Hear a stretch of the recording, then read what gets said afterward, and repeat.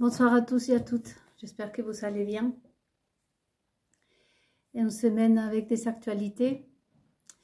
Je fais cette méditation ce soir, que je ne veux pas dire que c'est une petite méditation, parce qu'à chaque fois je me rallonge. Les méditations sont de 45 minutes.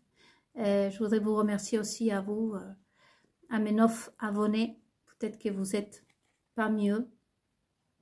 Et merci beaucoup d'être là et de me permettre de pouvoir partager ce que j'ai appris.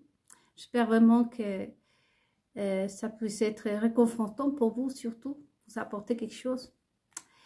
Et ce soir, je pense à le mot conservateur, qui est très d'actualité dans le vocabulaire du méchant. Souvenez-vous, le font par incompétence ou par méchanceté. Et les mots, le sens des mots. Aujourd'hui, il faut donner beaucoup d'importance, accorder beaucoup d'importance au sens des mots. Donc le mot conservatoire, aujourd'hui, représente tout ce qui est bon. Et c'est que moi, j'étais en train d'entendre. Et ça me fait peur, enfin, peur dans le sens où c'est vraiment, comment vous expliquer, pour pas sembler trop méchante, mais il suffit qu'on écoute le mot, la personne est conservatrice ou conservateur, pour que tout le monde dise, oui, c'est celui-là le bon. Alors que le mot conservateur, ça peut être, par exemple, le sol liquide qui est pour mes tableaux, c'est une bonne chose pour mes tableaux, parce que ça permet de conserver justement la peinture longtemps, et plein de choses, mais aussi c'est nocif pour la santé, par exemple. Le mot conservateur, aujourd'hui, il faut se méfier, comme tous les autres mots qui nous présentent, puisqu'ils ont les deux côtés, le mauvais et le bon. Et ça ne représente absolument pas une bonne personne. On peut conserver un mensonge, par exemple. Vous avez vu qu'avec les agressions qu'on fait aux enfants, la plupart de ces agressions et les agresseurs, justement, ne vont jamais en prison, par exemple, et ces crimes ne sont pas dénoncés parce que la famille conserve ce secret. Donc, conservateur, il faut se méfier ce mot. Il faut voir les deux côtés, je m'excuse. Encore une fois, ma coupe bleue, c'est en honneur à mon père. Mon père était un grand philosophe et un grand poète. C'est lui qui m'a appris plein de choses, mais un jour, je vous en parlerai. Et donc, le mot conservateur peut aussi représenter des choses qu'on peut conserver dans notre famille. Par exemple, la violence. Souvent, les filles ressemblent à sa mère ou les enfants à son père. Et comme aussi, il y a des bonnes choses qu'on peut conserver. Donc, j'entendais cette semaine le mot honte. Et je suis admiratif des Français. J'ai une grande admiration pour le peuple français parce que, avec le temps, si on parle des conservations aux conservateurs, la France a conservé son mot honte. Et vous savez quelle est l'importance de le mot honte? Le mot honte, c'est comme un gilet sauveur, vous voyez, sauvetage, je pense, des sauvetages. C'est un très, très, très bon outil, hein, la honte. Parce que c'est ce qu'elle permet de conserver, justement, le prestige, la réputation. Et le mot honte, c'est un outil, je l'appelle ça un outil, et c'est encore une fois lié à notre âme. Et souvenez-vous, pour ceux qui sont probablement passés par là, qu'on a eu honte. Moi, ici, peut-être vous allez me voir un jour rougir. Et ça, il y a un lien avec notre âme, comme je viens de vous le remarquer. Et puisque ça nous permet de nous dire, t'es aux limites, attention, attention, tu vas perdre ton prestige, tu vas faire quelque chose qui va faire perdre ton prestige, ta réputation, ta personnalité, vous voyez. Nous avons vu par exemple dans les cas de certains artistes, Et elles sont tellement, tellement mignonnes, tellement gentilles, comme par exemple Laetitia Casta, je pense à elle, qu'un jour elle a lancé un petit gros mot, hein, de rien du tout, hein, des choses qu'on peut dire nous-mêmes. Et moi je l'ai dit, c'est pour ça que je préfère dire à vous, pour prévenir que je dis des gros mots, pas tout le temps. Mais il m'arrive de dire des gros mots, je vous préviens. Hein. Et, mais parce que Laetitia Casta, elle est toute belle, elle est toute petite poupée, et nous avons cette image d'elle, voyez, qu'un jour on a vu qu'elle elle a dit un gros mot, et nous étions, ah, voyez. Et ça peut arriver aussi, par exemple, en libertine. Et moi, ça m'est arrivé d'avoir rencontré des filles libertines et promener tout nu, machin, enfin, fumer, enfin, plein de choses, quoi, en libertine, hein, vous savez ce que c'est. Et tout d'un coup, être un peu sévère parce que une autre a décidé de s'asseoir un peu de façon coquette, tout ça, et nous étions là en train de dire, mais t'es pas libertine à toi? Et ça peut arriver tout le contraire aussi. Imaginons une personne, par exemple moi, et je suis plutôt pudique, on va dire. Et donc, et tout d'un coup, vous me voyez dans un magazine, imaginons, en train de montrer mes seins. C'est pas le fait que je puisse montrer mes seins, tout le monde a vu des seins, tout le monde a vu des corps nus. Sinon, ça a un rapport avec la réputation, le prestige, la personnalité que chacun et chacune on a dans cette vie. Et la France, elle a un prestige. Et moi, je suis vraiment admiratif ou admiratrice, mais j'ai une grande admiration, comme vous le savez, pour le peuple français, parce qu'ils parlent de le mot honte, ils nous font honte. Et je voudrais aujourd'hui vous dire que c'est tellement touchant pour moi, et parce que le mot honte, justement, c'est défendre son prestige. Et c'est vrai que la France, par exemple, je vais prendre le cas de Simone de Beauvoir, ou Simone Viel, ce prénom-là.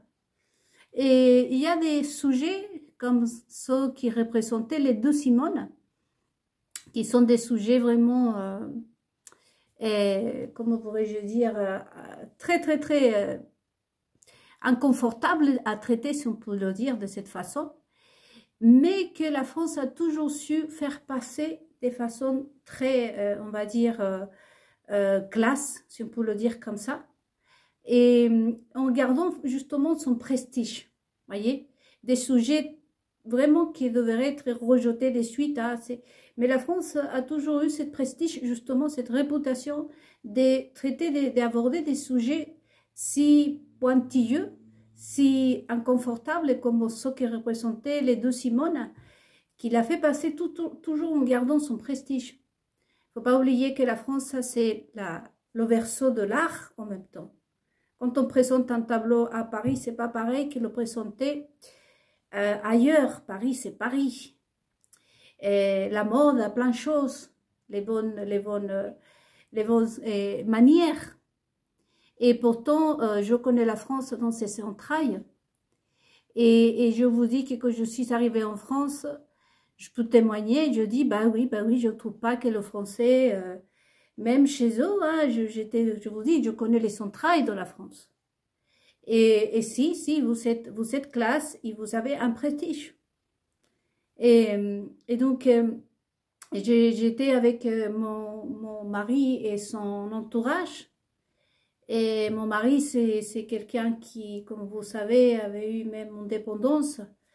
J'ai fréquenté des personnes vraiment, que je pourrais dire en France, vraiment des personnes qui avaient des problèmes, des addictions, de tout ça. Mais j'ai toujours trouvé parmi tous ces Français quand même comment je pourrais dire, c'est pas en retenue, mais la classe de garder ton prestige. La façon de parler, plein de choses. C'est pas parce que je ne suis pas français, ça. Et malgré tout. Et donc, du coup, moi, je suis admirative, ça n'existe nulle part ailleurs. Je vous le dis, je suis étrangère. Et donc, du coup, aujourd'hui, quand j'entends le mot honte, c'est très mignon en même temps et très touchant pour moi. Je vous dis mes appréciations à moi. Et justement, c'est parce que le mot honte, et c'est ce qui mesure, n'est-ce pas, c'est un baromètre, si vous voulez, si on peut le dire comme ça, qui te rapproche à ne perds pas ton prestige, ne perds pas ton prestige, ta réputation, vous voyez. Et donc, on devient tout rouge. Moi, j'adore ça. J'adore ce truc-là. Vous savez, moi, j'aimerais bien être tout rouge ici. Un jour, je me dis, je voudrais que je raconte quelque chose pour que vous me voyez rougir. Parce que c'est mignon. Et donc, en parlant de le mot conservateur, et aujourd'hui, la France a conservé ça, la honte. Et ce n'est pas de dire que c'est une mauvaise chose, la France est vieille ou comme on nous critique à nous. Moi, souvent, on me dit, même mes nièces, mes nouveaux, tata, t'as vraiment 90, 100, mais dans ta tête, en fait. Mais non, parce que c'est mignon de vouloir vraiment s'ébattre pour son prestige, voyez-vous. La France est la honte. Et c'est vrai que j'étais en train de dépenser et c'est bon, j'étais très en colère. Hein, et c'est pour ça que je vous dis que moi, je dis des gros mots, hein, il faut retenir, parce que quand je suis tout seul, je le remets, hein, je remets à ces gens-là. Mais en même temps, je me dis, le mot honte pour nous, le peuple qu'on est accusé d'être dégueu, qu'on est accusé d'être incultivé, et plein d'autres choses, parce que selon... mesdames et messieurs, non, c'est eux, j'ai encore ma pyramide, hein, c'est eux qui sont là, hein, et nous on est ici, hein, parce que pour eux c'est ça la pyramide, hein. Nous, souvenez-vous, nous étions là et eux c'était dans, hein, et donc du coup voir des images comme ça, que même nous on se garde de montrer. Moi quand j'étais avec mon mari, et parfois mon mari avait des choses, des colères. C'était comme le calme avant la tempête. C'était toujours ça. Moi, j'ai vécu quelque chose qu'un jour je vous raconterai dans un livre parce que c'est tellement difficile pour moi en parler même. Mais lui, c'est quelqu'un qui devait, c'est comme s'il y avait quelque chose en lui c'est comme un TOC, parce que d'ailleurs, il a des problèmes de TOC. Vous voyez, les TOC, c'est que vous devez répéter une action jusqu'à que vous vraiment réussissez à la faire. Et ensuite, après, vous êtes tranquille. Donc, mon mari avait une espèce de TOC avec moi, que c'était de toujours, il fallait qu'il me fasse mal. Et pour ensuite, après, rester tranquille jusqu'à que cela recommence encore une fois. Et parfois, je vous dis que j'évitais de sortir avec lui. Mais parfois, il me tendait des pieds chez nous. J'ai traversé ce moment de fragilité énorme. Qu'aujourd'hui, je me rencontre et je me dis, mais c'est lamentable, hein? C'est douloureux pour moi. Je suis encore en train de me réveiller, à me dire, mais comment est-ce que j'ai pu, en même temps, avoir tombé, je ne sais pas si dire tomber là ou... Mais c'était des moments terribles. Donc, dans ces moments-là, on est vraiment désarmé. Moi vraiment, je l'explique comme si on me liait les mains, on me liait les pieds, on me mettait quelque chose sur la bouche dans lequel j'étais vraiment comme ça. Il n'y avait que les yeux pour regarder. C'est ça le sentiment que néanmoins moi j'ai. Je pense qu'il y a des victimes qui ont traversé la même chose avec quelqu'un, qu'on a ce sentiment-là. Et que vraiment, je ne sais pas si c'est la peur, je ne sais pas si c'est la crainte, je ne sais pas si c'est... Qu'est-ce qui nous pousse finalement à... C'est comme si on nous hypnotise en même temps et qu'on n'a pas le temps de réagir. Et même avec des personnes comme ça, il n'y a rien, il n'y a rien. Et il faut vraiment que... C'est comme un toc, comme je vous dis. Et donc, du coup, c'est un petit... je vous raconte ça un tout petit peu pour que vous compreniez un peu à quoi j'ai dû faire face. Et quand parfois il me disait non, par exemple, on mange pas ici à la maison, alors qu'il détestait les restaurants. Et je ne lui proposais jamais d'aller au restaurant parce que je savais ce qui allait se passer. Je savais que chaque fois qu'il me sortait au restaurant, le peu de fois, c'est pour me faire un scandale, c'est pour vraiment me humilier en fait. Il allait là-bas pour me humilier en public, si vous voulez. Et je le savais, je l'ai compris, donc je disais non, non, non, donc si je ne faisais pas ce qu'il voulait, alors il m'empêchait de manger à la maison, ou il commençait à faire des choses que je ne veux pas tout dire. Mais imaginons qu'il commençait à taper, ou à m'insulter, donc moi pour maintenir la paix, alors je lui disais, bah allez on y va. Donc je me préparais, pendant le moment que je me préparais, lui me disait, mais je vais être très gentil, tu verras, ça va bien se passer. Et bon, moi je ne croyais pas trop parce qu'au fur et à mesure, on s'y fait, mais on croit que peut-être cette fois sera la bonne, on passera un bon moment. On s'aimant, enfin je ne sais pas comment on arrive à tomber dans cet état. Et donc du coup, on arrivait au restaurant et ça commençait bien, hein, parce que c'est toujours ça. Commande ce que tu veux. Bon, c'est pas lui qui payait, j'avais toujours mon argent, donc, mais parce que, en fait, je devais manger ce qu'il voulait que je mange, en fait. Et donc, du coup, j'avais le droit au restaurant, on a vraiment commandé quelque chose qui lui commandait pas, parce que je devais commander la même chose que lui, en fait. S'il commandait un poisson avec de la purée, c'est un poisson avec la purée que je devais commander. Et donc, des fois, il me disait, bon, maintenant, commande ce que tu voudras, et moi, je commandais ce que je voulais. Ça commençait bien, jusqu'à que 10 minutes après, ça reprenait. Et donc, du coup, à ce moment-là, on ne sait pas quoi faire parce que si on parle, ça met en colère, ça le met en colère. Si on sautait, ça le met en colère. Si on mange en souriant, ça le met en colère. Si on mange sans rire, ça le met en colère. C'était terrible. Vraiment. Et je vais prendre un peu d'eau, voyez.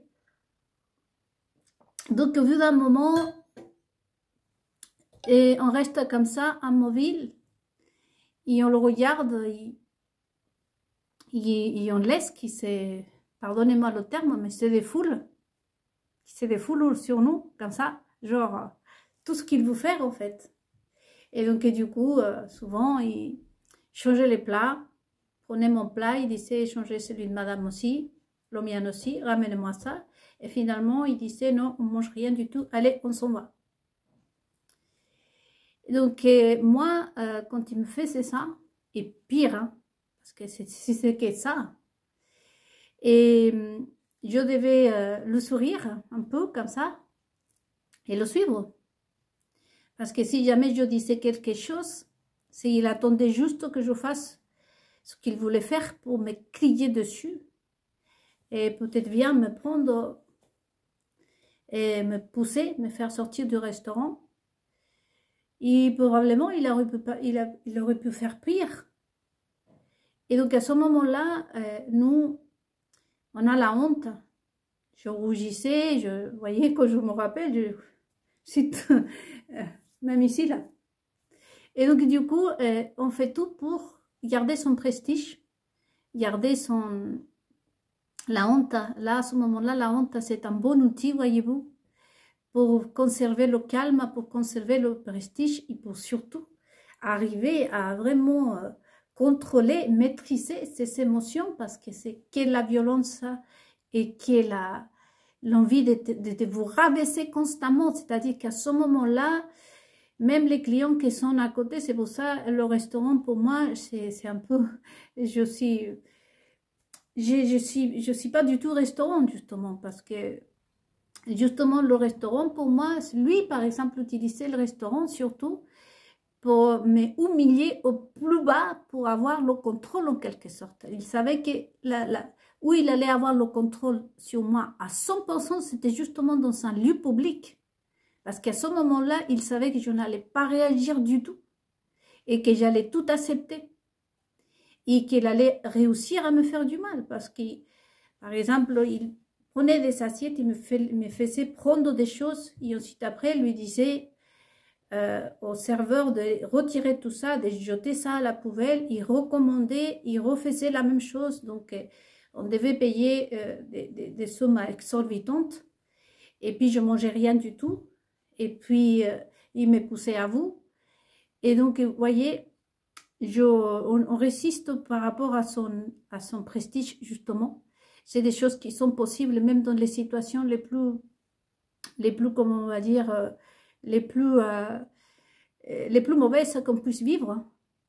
Et moi, j'étais toute seule en France, je n'ai pas de famille, et je comptais pas non plus sur ma belle famille. Et lui, c'est mon compagnon, enfin mon mari, c'était quelqu'un qui fait 1,88 m.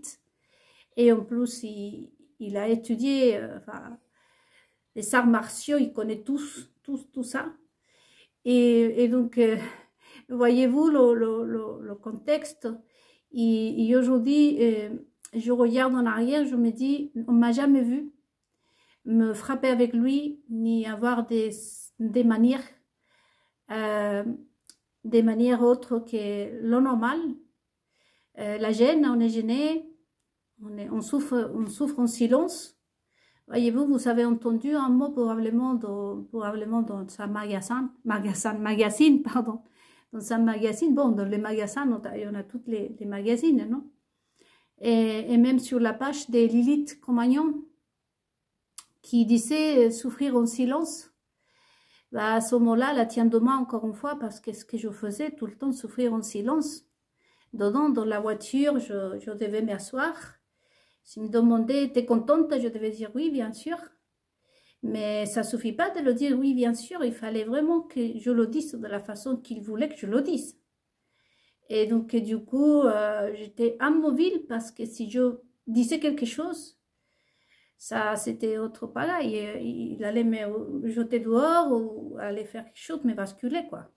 Donc, voyez-vous, j'ai vécu beaucoup de situations que je pense que beaucoup de personnes probablement se retrouvent. Et dans tout ça, on pense à la honte. Et c'est un bon outil, un très bon outil, la honte. Parce que c'est ce qui nous permet de nous contrôler et de garder notre prestige. Ça fait qu'aujourd'hui, partout on y va. Et on ne m'a jamais vu à moi me basculer avec lui, tout ça. Et comme je vous disais dans la méditation que je vous laissais sur Facebook, nous, les gens du peuple, on supporte beaucoup ça parce que, et même comme ça, on arrive à se maîtriser, mais à garder son prestige, voyez. C'est très important en tant que peuple, alors que mon prestige, ça ne regarde que moi, enfin, ça renferme que moi, en fait. Juste moi, parce que finalement, imaginons au niveau familier, ça aurait été la sœur qui crie, qui se tape avec son mari en plein rue. Mais c'est une des sœurs, c'est pas toutes les sœurs. Et ça ne regarde que moi, enfin, ça renferme que moi. Mais même comme ça, moi, je tenais à mon prestige. Et comme je disais dans la méditation que je laissais sur Facebook, c'est aussi que ces choses-là arrivent, et surtout quand on a affaire à une personne qui est vraiment, je ne peux pas dire que mon mari est mauvais. Lui, il a été ensorcelé, comme je vous disais, c'est vrai. Et puis le contexte et tout ça. Et je venais de me marier avec lui, je venais de prendre un crédit. Il y a tellement de choses qui nous empêchent de partir, qui nous empêchent de prendre cette décision. Et en même temps, l'état psychologique, parce que quand on vit ces choses-là, c'est vraiment, on est anéanti. Je peux vous dire que j'étais anéantie. Et même aujourd'hui, parfois, je me dis, je reviens en arrière, je me dis, mais pourquoi je ne suis pas partie, mais pourquoi je ne fais pas ci, pourquoi je ne fais pas ça. Mais au moment, la solution, ce n'est pas quelque chose qui vous passe, qui vous traverse l'esprit, hein, qui vous domine en tout cas. Ce sont plutôt d'autres choses, l'espoir, plein de choses. Dès que demain, ça sera mieux peut-être. Et aussi tout ce qu'on investit, parce qu'on construit, j'ai construit un mariage, j'ai construit plein de choses. Et donc du coup, je pensais, j'ai encore une admiration pour les Français qui se battent pour la France en fait, pour son pays. Et dire qu'on fait honte à la France. Et moi je pense aujourd'hui aussi aux personnes qui sont à côté et de tous ces personnages que j'appelle Lilith Cro-Magnon. Souvenez-vous, les amis de Lilith Cro-Magnon. Parce que moi, par exemple, quand j'essayais de tout faire pour garder mon prestige aussi, c'est parce que c'est vrai que ma soeur, ma belle famille et même mes copines, Je pense pas qu'il voulait avoir une copine qui se frappe avec son mari dans un restaurant, qui dit des gros mots, qui a un comportement... je reviens à la Lilith de Cro-Magnon, là, vulgarité par-ci, vulgarité par-là. On a vu même qu'un de ces scènes en caoutchouc qu'elle porte, non, avait tombé devant le monde entier. Alors, il s'agit, moi, si ça m'arrive ça, hein, à moi, je pense que pour vous, ça va être un peu... Quelle honte, n'est-ce pas? Si, imaginons, je porte des seins en silicone et qu'un de mes seins tombe, non? Ici, par exemple, en plein vidéo, vous voyez mon sein tomber, et yo, ah, pardon, excusez-moi, c'est mon sein en silicone, je le remonte, ça va être un peu choquant quand même. Et combien c'est pour une personne qui nous représente, et surtout, je pense, comme je vous dis, parce que déjà, c'est la honte pour vous-même. Hein. Moi, si je porte des seins en silicone, imaginons, je suis avec mes meilleures copines, c'est pour moi quand même, je vais avoir un peu honte si mes meilleures copines, depuis toute petite, j'ai des copines que nous sommes depuis la maternelle, copine, ma super pota, c'est ma soeur. Mais je pense que moi, j'aurais un tout petit peu honte si ces choses-là m'arrivent quand même devant mes copines. Je serais un peu gênée.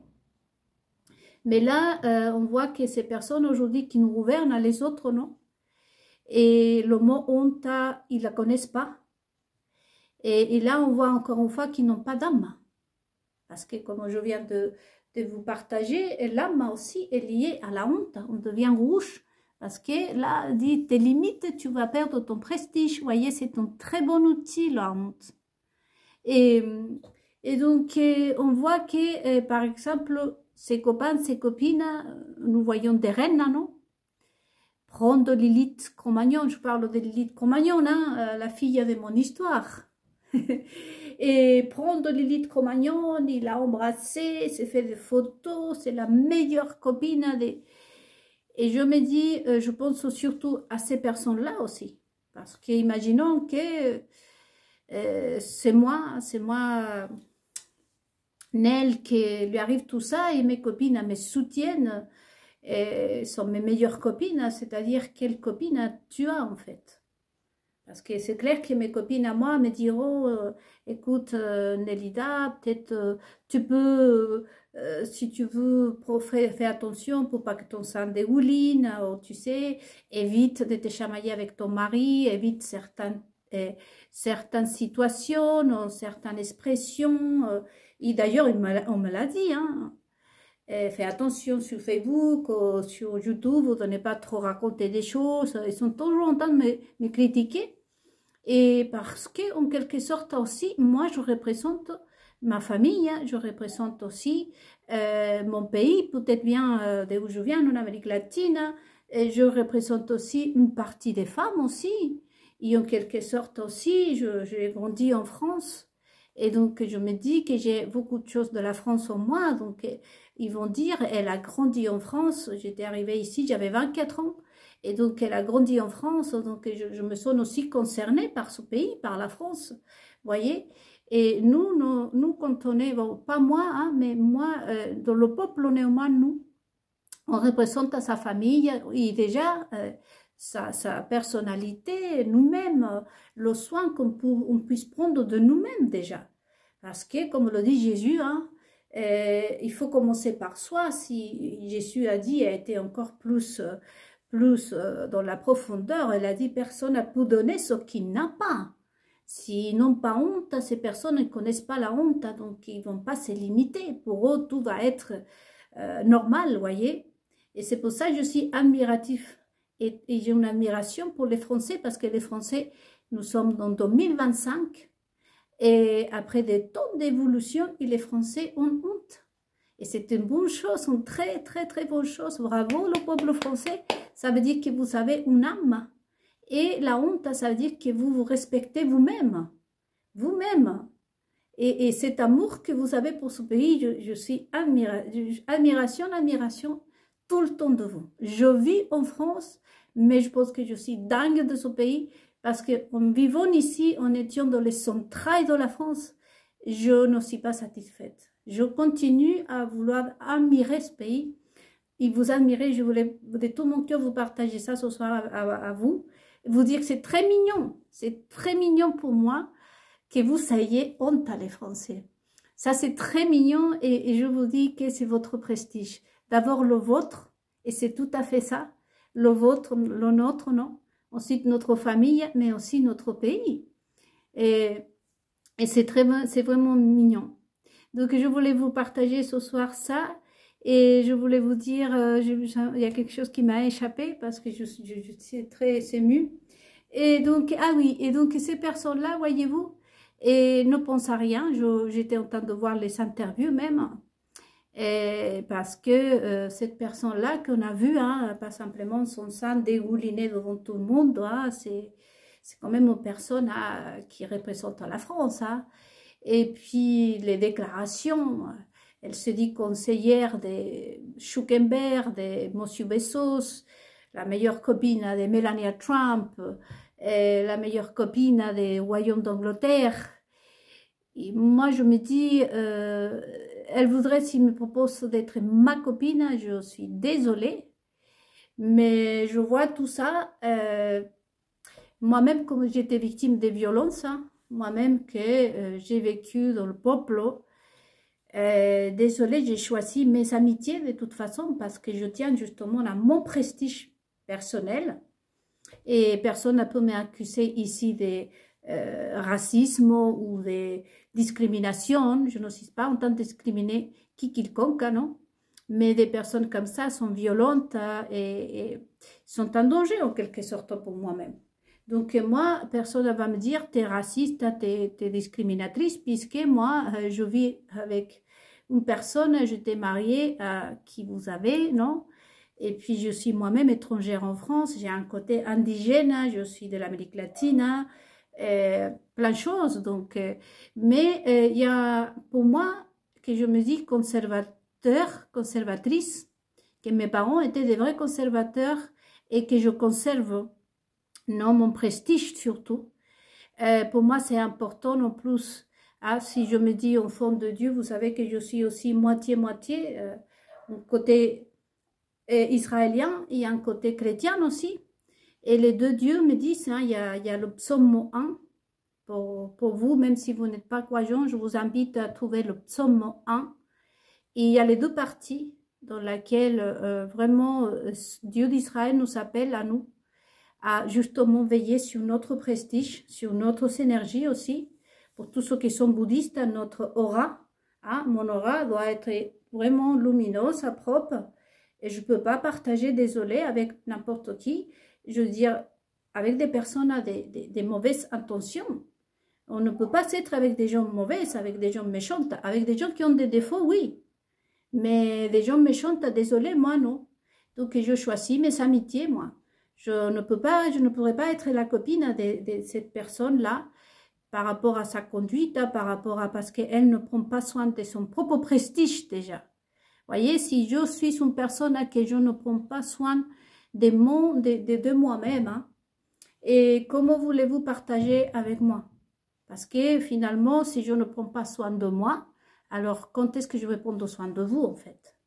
Et c'est ça que aujourd'hui, je suis plutôt scandaleuse et déçue, comme pas possible, de tout son entourage. Hein, parce qu'on voit que Monsieur Louis, hein, qui d'ailleurs est très bien pour espionner les gens, on va dire la marque qui habille, hein, qui prend les vêtements, hein, parce que comme on ne peut pas dire beaucoup de choses, hein, mais vous me comprenez, et qui vient comme le roi Louis, hein, et cette marque-là, ils sont très bien pour mettre des gens à l'écoute et d'espionnage. Et moi, j'étais victime, hein, de ça. Et donc, du coup, moi, au-delà de qu'il m'a espionné, soi-disant, parce qu'aujourd'hui, j'évite le mot de dire monsieur, voyez. Mais au-delà de que cette marque, je vais l'appeler comme ça, et il m'a espionné, moi, c'est pas ça finalement qui va vraiment me décevoir. Ça me déçoit pas. Je peux le comprendre même. Moi, ce qui me déçoit, c'est que comment est-ce possible que ce patron, cette grande personne qui est l'exemple surtout, et même je pense à Monsieur Bezos, je pense à Melania Trump, je pense à toutes ces personnes qui sont vraiment un modèle pour les jeunes, surtout pour toutes les autres personnes. Ils peuvent tomber si bas, en quelque sorte. Je m'en fiche comme on tombe. Parce que vraiment, c'est tombé trop bas. Et il y a des choses qui... Oh non, il faut avoir son prestige. Là, on voit que, par exemple, cette marque qui est prête à les vêtements à cette couple, franchement, c'est elle qui s'est vraiment... comment c'est comment pourrais-je dire... comme on ne peut pas prononcer le mot, vous voyez, c'est finalement... Elle s'abîme toute seule. Parce que, néanmoins, moi, de mon côté... Comme je vous dis, cette marque-là, elle m'a espionné, comme on l'a fait avec le politique François Moufin. Mais là, à la limite, voyez-vous, je peux comprendre ce que je vous dis. Mais ça passe pas, auprès de moi, néanmoins, ça passe pas le fait que cette marque puisse soutenir, comme toutes les politiques, je le dis ouvertement. Je pense même à la maçonnerie, que la maçonnerie, justement, elle faisait beaucoup attention à son prestige. Et je suis déçue, je le dis ouvertement, maçon, de toutes ces personnes qui entourent ce couple. Parce que je me dis, bon, il n'y a pas un prestige à garder là. Donc pour moi, aujourd'hui, moi j'ai perdu toute l'admiration vers toutes ces personnes, à toutes ces marques, à tous ces grands patrons. Pour moi, non. Pour moi, c'est important. Et si aujourd'hui, ils me regardent, ils me voient, ils m'entendent, je pourrais dire à tout ça. Bezos, Monsieur Bezos, Zuckerberg, qui j'admire beaucoup. Mark Zuckerberg, c'est un de mes préférés. Mais là, j'ai perdu toute mon admiration, désolée. Parce que, franchement, il y a des choses qui non, ça passe pas. Ça passe pas. Et nous, le peuple, je me rejoins au peuple. C'est pour ça qu'au bout d'un moment, je me dis, j'ai toujours choisi, voyez-vous. Vous me comprenez pourquoi aujourd'hui, je me dis, c'est mieux de rester dans le peuple. Parce qu'une chose, c'est que nous, on soit mal coiffés. Hein. J'ai mes petits chouchous là qui m'écoutaient 6 € les 4. Hein. J'invente mes propres choses. Mais autre chose, vraiment, c'est perdre son prestige. C'est vraiment, c'est auto-abîmer soi-même. Et sans penser aussi aux autres. Parce que, je répète, à la limite, moi, je ne représente que moi-même. Une pauvre étrangère qui est venue en France. Bon, finalement, tout le monde s'en fout. Mais quand on est vraiment quelqu'un qu'on représente plusieurs personnes, des groupes importants, parce que monsieur Louis, hein, qui habille cette Lilith Compagnon, hein, c'est quelqu'un qui vend quoi? Ils vendent du luxe, ils vendent du prestige, ils vendent de la classe. Hein. Il n'y a pas n'importe qui peut s'acheter un de ces sacs, un de ces vêtements. Et donc, du coup, là, on dit, c'est des pipeaux, ça vaut pas la peine. Et là, il faut que son message, j'espère qu'il va le recevoir, parce que, en fin de compte, c'est le peuple qui achète ces créations. Qui déjà, création, la leur, hein, la plupart venaient de moi, hein, faut le dire. Mais moi, comme je vous dis, si aujourd'hui, je suis vraiment, je peux pas être leur copine.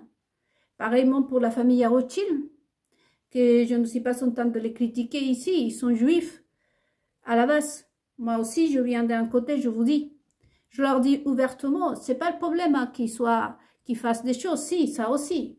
Mais je ne vais pas leur juger parce que... Mais moi, je suis surtout déçue de toutes ces personnes, c'est par rapport à leur comportement, par rapport aux gens qu'ils s'entourent. J'ai l'impression que j'ai plus de sécurité, voyez-vous, je me sens plus en sécurité, aller vraiment dans une pizzeria ici, au bout de la rue, dans le camion qui vont là, et manger vraiment un bout de pizza avec vous tous ou avec n'importe qui, comme je le faisais par le passé. Je allais dans un parc et parfois il y avait des personnes qui vivaient dans la rue, qui venaient m'accompagner à déjeuner. J'ai plus envie d'aller avec les autres qu'avec ces personnes-là. Parce qu'ils sont tombés, je trouve, que trop bas. Trop bas. Ils ont perdu le prestige, ils ont perdu leur réputation. Encore une fois, je vous dis, les maçons, je me dis, est-ce qu'il y a des maçons dans ce monde ou pas? Parce que les maçons, c'était très pointilleux avec le truc de leur prestige. Oh là là, C'était vraiment des personnes à vraiment casse-pied avec le prestige, la réputation. Mais aujourd'hui, on voit qu'au sein des États, voyez-vous, on accepte qu'une personne a vraiment son sang. Est-ce que c'est vulgaire? Ce qu'on a vu cette semaine, je vous ai raconté mon histoire. Et je sais que si vous fréquentez, vous contactez des victimes des violences, elles vont vous dire la même chose que moi. Et ces personnes-là, ils sont là, on a l'impression que juste pour l'argent, en fait.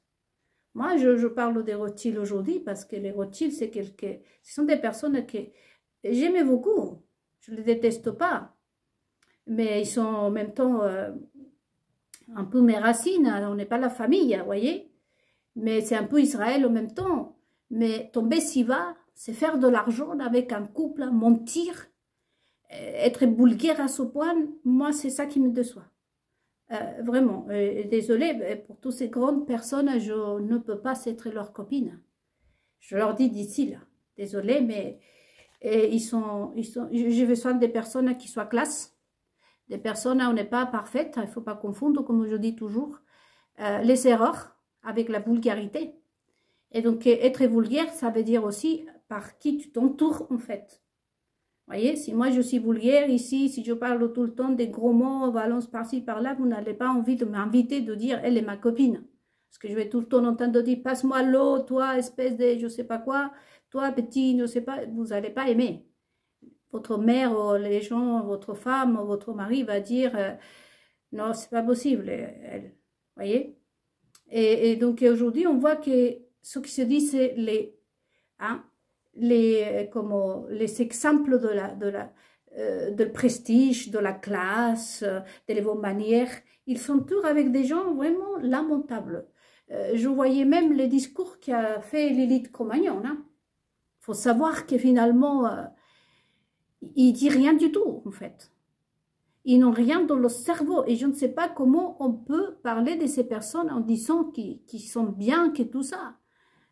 Non, que sont des personnes intelligentes, que ce sont des personnes qui, en plus, on l'a fait venir, aller dans les écoles, saluer par les enfants, être avec les royautés, qu'il faut les applaudir, vous avez vu que les gens doivent être en file en train de les saluer. Je me dis, les maires, par exemple, les maires, les ministres, toutes ces personnes, j'ai l'impression que ce sont des personnes que la seule chose qui les intéresse, c'est l'argent, en fait.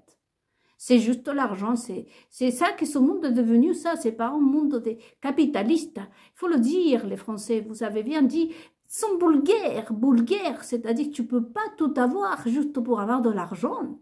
Moi, j'ai passé des moments où je n'avais même pas eu à manger, vous vous souvenez, quand j'étais traumatisée, tout ça, mais je évitais à tout prix de tomber dans la vulgarité. Vraiment, c'est vendre, c'est aussi un moyen de prostitution.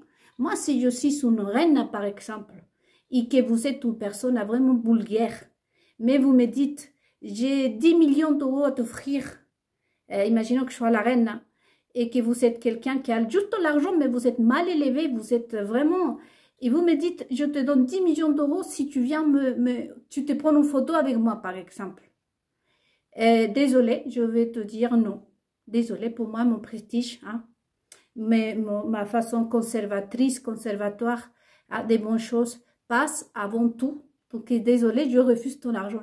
Mais là, on voit que les gens montent. Là, on voit que les journalistes applaudissent ces personnes.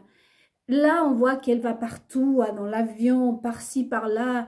Des familles comme les Rothschild qui avaient un prestige énorme. À mes yeux, je ne sais pas si aux autres, même Louis, celle qui habille cette femme, avait pour moi vraiment un prestige. Aujourd'hui, toutes ces personnes-là, pour moi, ne valent rien du tout. Rien du tout, je vous dis. Même s'ils m'entendent aujourd'hui, je voudrais qu'ils le sachent. Parce que pour moi, ils ont perdu le prestige. Et moi, justement pour ça, moi, je ne pourrais pas accepter l'invitation de toutes ces personnes. Parce que je dirais, non, vous êtes devenus vulgaires. Je me demande encore une fois où ils sont passés les maçons. Parce que moi, aujourd'hui, si je rencontre peut-être bien un maçon qui me dit nous, on n'y est pour rien, nous, on n'a pas soutenu tout ça. À la limite, je pourrais accepter d'aller prendre un café avec quelqu'un. Mais là, dans ce contexte des journalistes qui se vont, des milliardaires, des personnes comme Mark Zuckerberg, qui n'intéressent même pas le talent, le cerveau d'une personne. Hein. Et que c'est par l'argent, hein. Allez hop, j'y vais. Des reines hein, qui viennent voir Lilith des Cro-Magnons, ce couple-là. Hein. Ça doit être pas pour autre chose que pour l'argent, ou parce qu'ils sont vraiment... Enfin, moi, avec ça, je termine. Moi, je fais beaucoup attention à ce que j'entends et au comportement que vous avez de toute façon. Je suis désolée, je suis intransigeante, justement parce que je suis conservatrice. Et moi, j'accepte plein de choses, mais la manque de respect, la vulgarité, non, c'est quelque chose qui ne va pas du tout avec moi. Je pense que la personne doit me montrer, elle d'abord, combien tu prends soin de toi d'abord. Hein? Qu'est-ce que tu as dans ton cerveau? Je préfère les gens qui ne parlent pas et qui me disent, j'avais une copine qui une fois, elle a dit, je ne peux pas parler les filles, parce que les sujets que vous abordez, je ne connais même pas. Vous voyez, je préfère une personne honnête. Moi, j'ai passé ma vie en cachette. Pourquoi? Parce que je ne voulais pas non plus aborder certains sujets. Je ne me sentais pas compétente. Et aujourd'hui, on a l'impression que c'est une porcherie. N'importe qui vient, allez, viens, viens. Non, moi, je suis conservatrice, comme vous, le peuple français, que j'admire. Et bravo à vous encore une fois. J'ai une grande admiration, je suis comme vous. Il y a certaines choses que non, ça passe pas. Ça passe pas parce que c'est moi, parce que d'abord, je me donne la valeur à moi. J'existe, désolée. Voilà pour ce soir, cette méditation. J'espère que ça vous plaira. Et puis, on se voit vendredi. Très bonne nuit à tous et à toutes.